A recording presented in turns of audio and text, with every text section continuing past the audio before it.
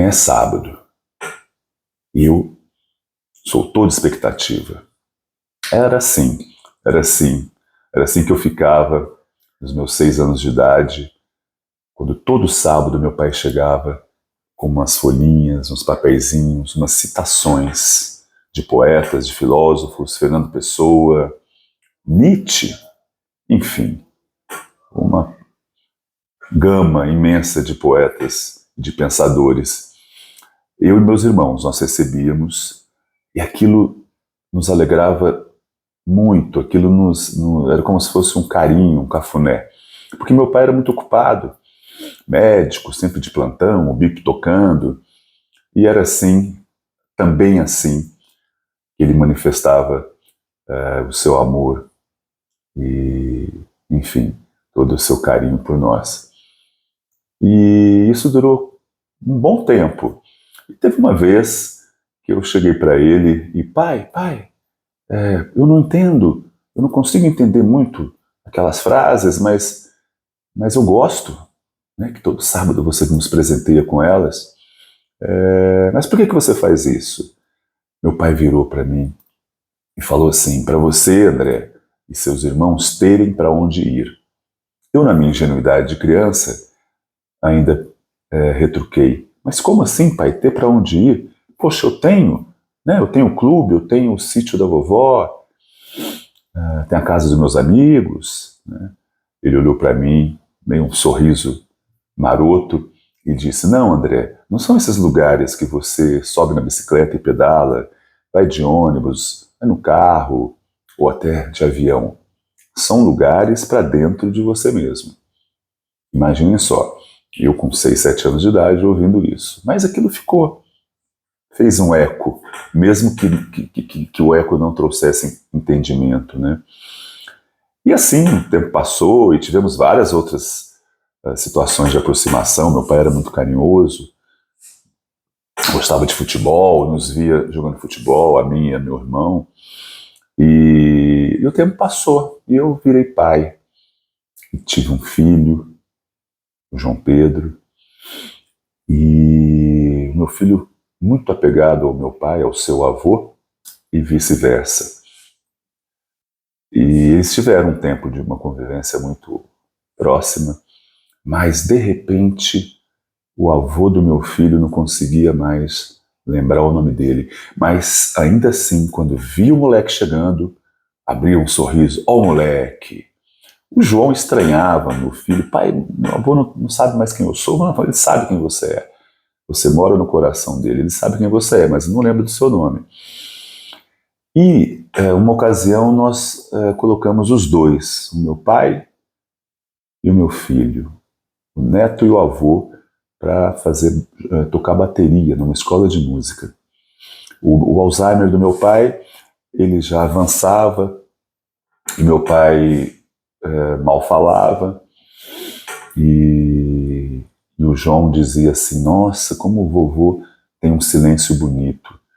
Um silêncio que ia embora quando eles iam para a escola, no mesmo horário, faziam aula de bateria. E esse fazer aula de bateria foi o que os aproximou, que os manteve, né, com vínculo.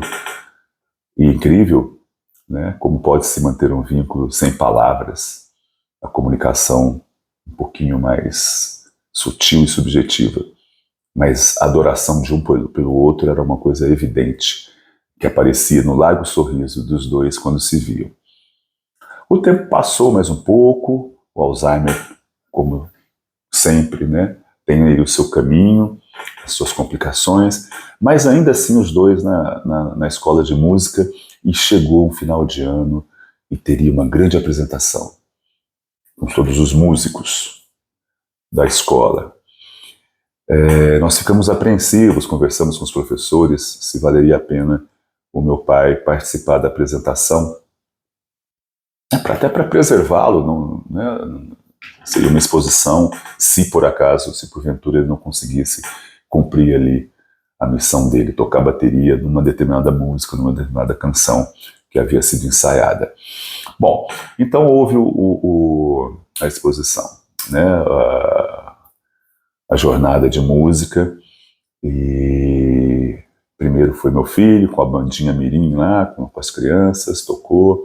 E aquela expectativa, a família toda na plateia. Puxa, será que o vovô vai dar conta? Será que ele conseguirá tocar?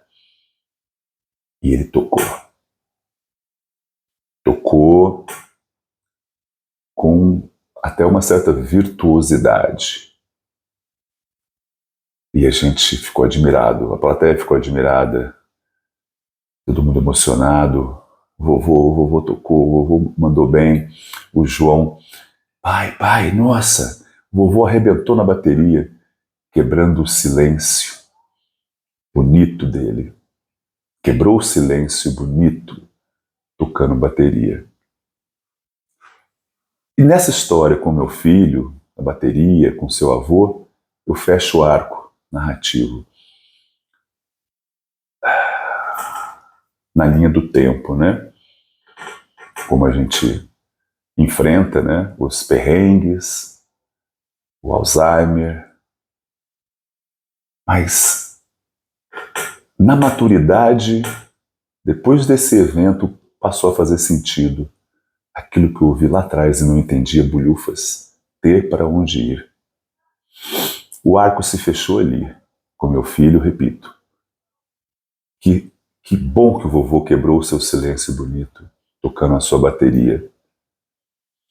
E eu fico pensando que ter para onde ir não é luxo, é salvação. Porque foi exatamente isso que aconteceu enquanto ele tocava a bateria. Se sua comunicação